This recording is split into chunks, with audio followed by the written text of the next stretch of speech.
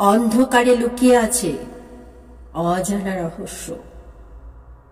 অশরীরী কাহিনীর জগতে আপনাদের স্বাগত।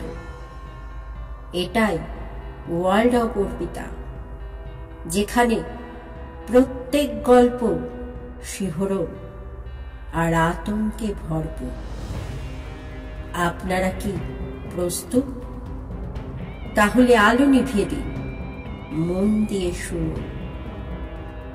শুরু করছি আজকের গল্প।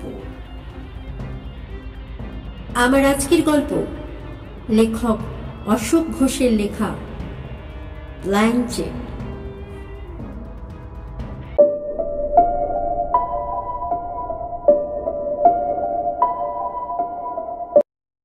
পুষ্করকে আমি চিনি ছোটবেলা থেকেই। ও ছোটবেলা থেকেই একেবারে নাস্তিক।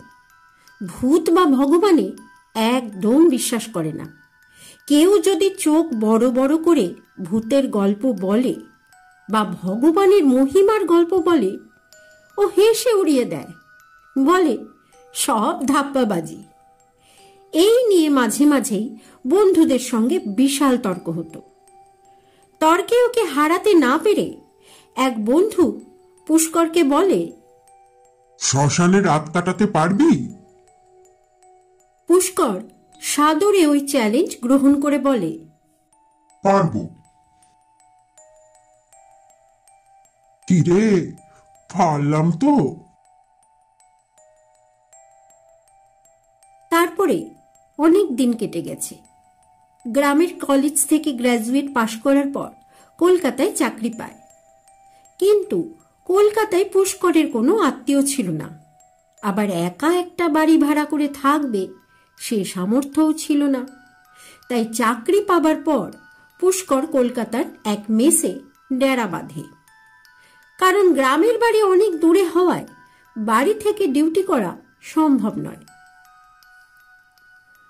প্রথম দিকে পুষ্করের সময় কাটতে চাইত না, কিন্তু ধীরে ধীরে মেসের বাড়ির বোর্ডারদের সঙ্গে আলাপ হয়ে যাবার পর অফিস থেকে ফিরে এসে জমাটি আড্ডা মারতে বসত।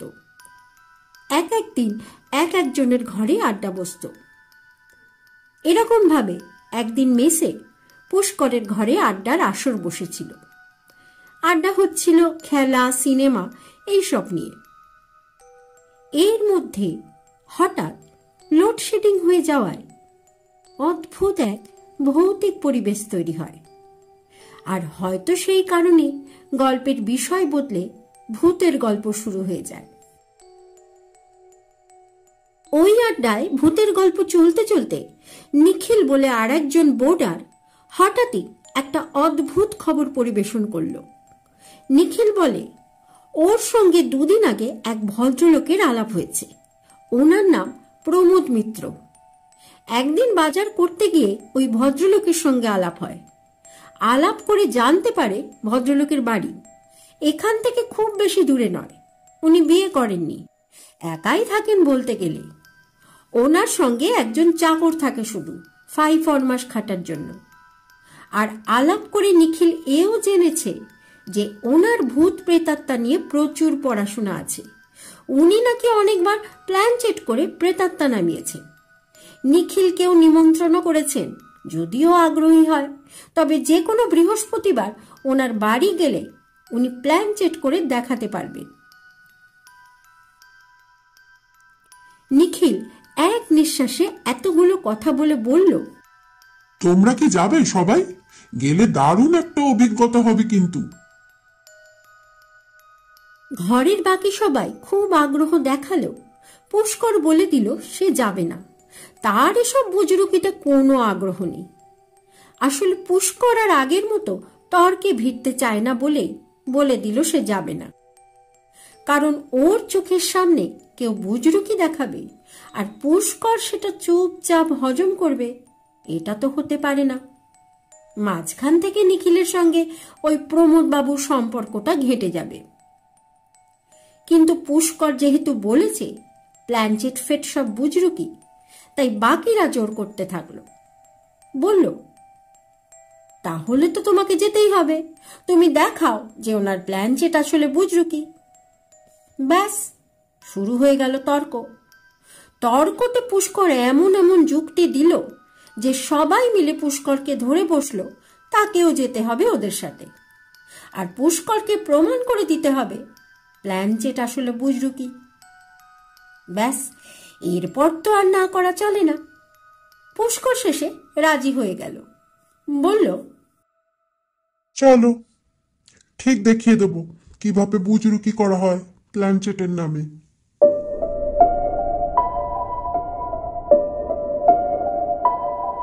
নিখিল বুধবার গিয়ে প্রমোদ বাবুর সঙ্গে দেখা করে বলে এলো যে আগামীকাল বৃহস্পতিবার ও আর ওর কিছু বন্ধু আসবে প্ল্যানচেট দেখতে। প্রমোদ বাবু মৃদু হেসে বললেন, ঠিক আছে, আপনারা সবাই আসবেন এখানে, কিন্তু বেশি দেরি করবেন না। আমরা ঠিক 8টায় প্ল্যানচেট শুরু করব।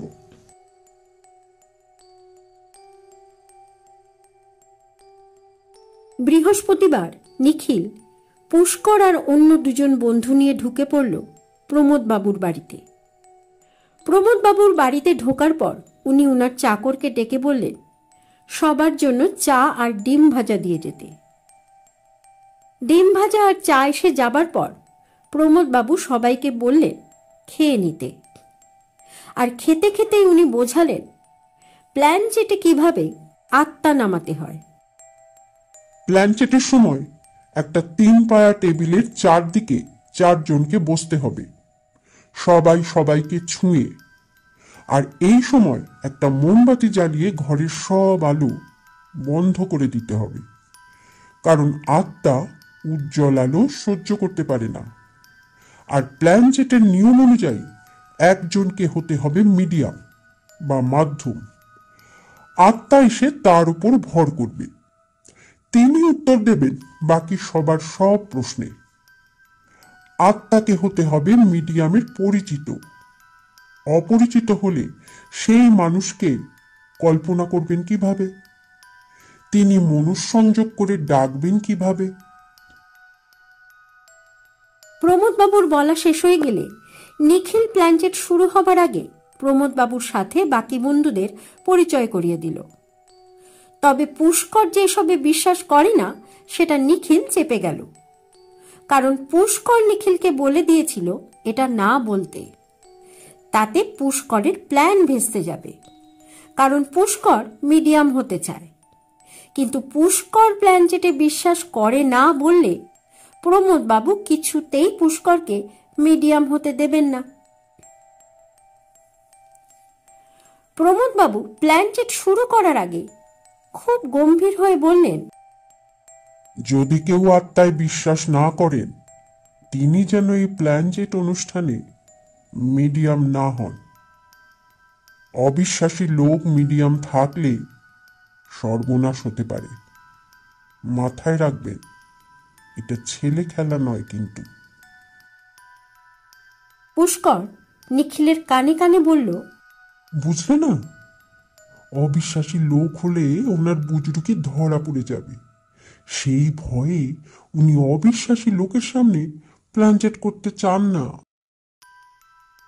কিন্তু প্রমোদ বাবুকে পুষ্কর বলল, ঠিক বলেছেন, অবিশ্বাসী লোক থাকলে সে বাগড়া দিতে পারে। আমি বিশ্বাস করি, তাই আমি আজ হব মিডিয়াম। প্রমোদ বাবু বাকিদের জিজ্ঞেস করলেন পুষ্কর মিডিয়াম হলে বাকিদের কোনো অবজেকশন আছে কিনা। সবার সম্মতি না থাকলে গোলমাল হবার সম্ভাবনা আছে। বাকিরা জানিয়ে দিল পুষ্কর মিডিয়াম হলে বাকিদের আপত্তি নেই। এরপর শুরু হলো প্ল্যানচেটের প্রক্রিয়া। ধীরে ধীরে সব আলো নিভিয়ে সবাই যে যার জায়গা মতো বসে পড়ল।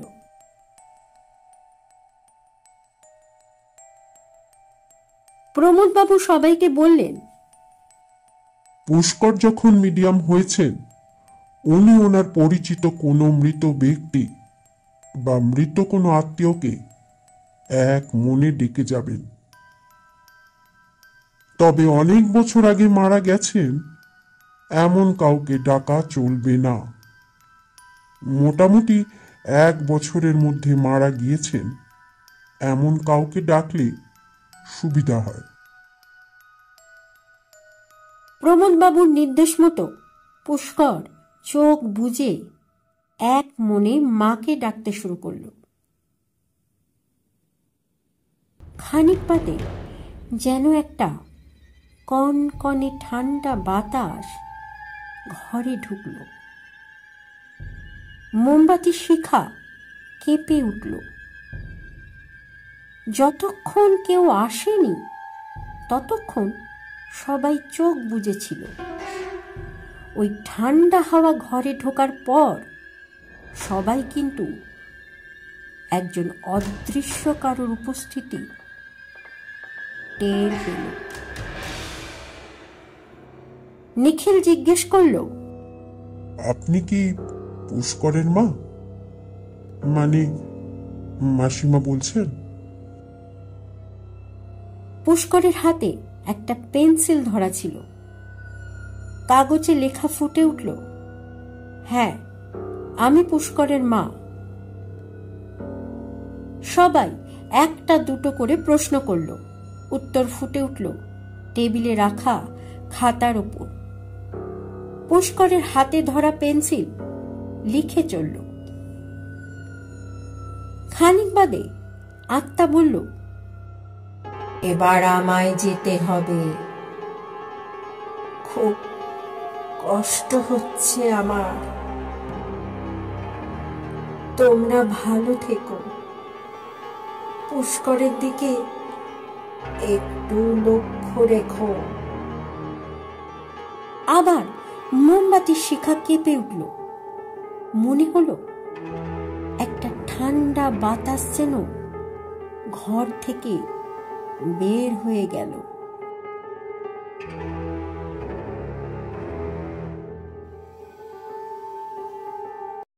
ঘরে আলো জ্বলে উঠল।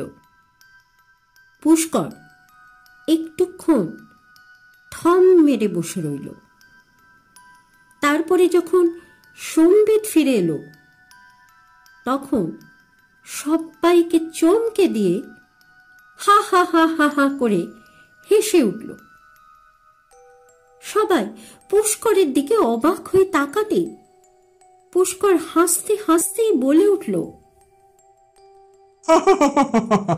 প্রমোদ বাবু, বাকিদের আপনি বোকা বানাতে পারেন, কিন্তু আমি আপনার বুজরুকি ধরে ফেলেছি। আপনি বোধহয় জানেন না আমার মা জীবিত।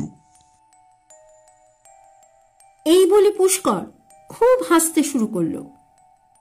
নিখিল আর বাকিরাও পুরো তাজ্জব হয়ে গেল পুরো ঘটনায়।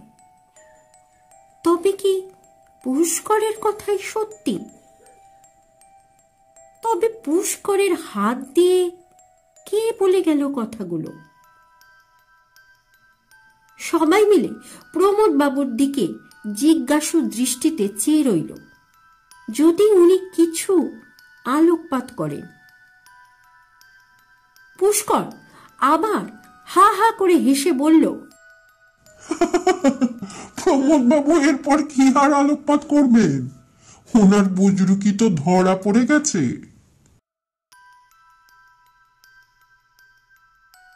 প্রমোদ বাবু মাথা নিচু করে বসে খালি মাথা ঝাঁকিয়ে বলে গেলেন, কাজটা ভালো হলো না। আমি তখনই বলেছিলাম কোনো অবিশ্বাসী লোককে মিডিয়াম না করতে। আপনারা এখন মেসে ফিরে যান, আমি একটু একা থাকতে চাই।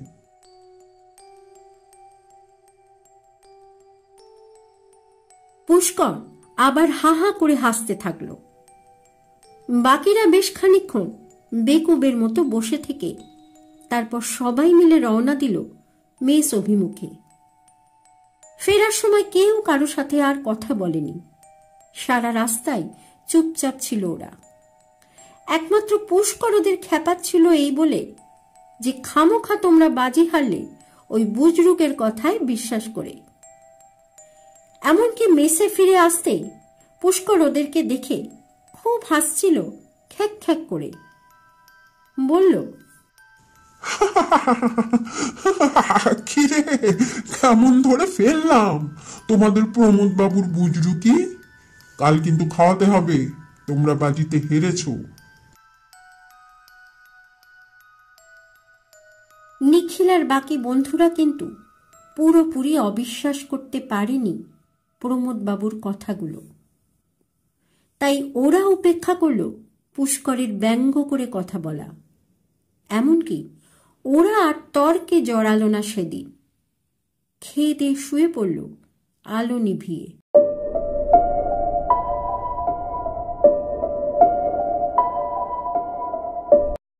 ঠিক রাত 12টার সময় মেস বাড়ির সবার ঘুম ভেঙে গেল পুষ্করের ভয়ঙ্কর চিৎকার করে কান্নার আওয়াজে।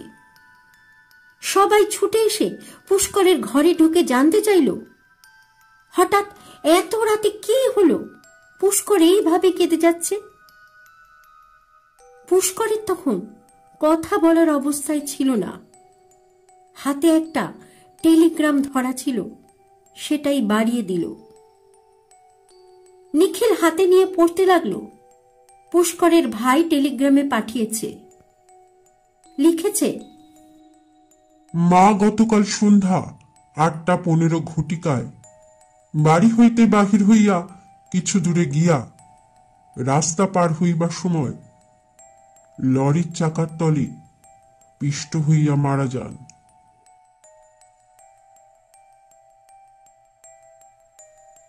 নিখিল আর বাকিদের মনে পড়ে গেল ঠিক ওই সময় তো পুষ্কর মাকে প্ল্যানচেটে ডেকেছিল।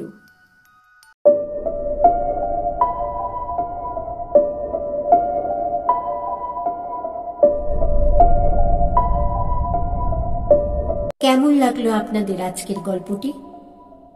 ভালো লাগলে একটা লাইক কমেন্ট করতে ভুলবেন না।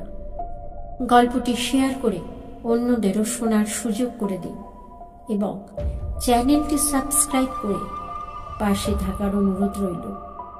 উৎসাহিত করুন যাতে আরো থ্রিলিং স্টোরি আপনাদের জন্য আনতে পারি। দেখা হচ্ছে নেক্সট ভিডিওতে। ততক্ষণে সকলে ভালো থাকবেন, সুস্থ থাকবেন, সাবধানে থাকবেন।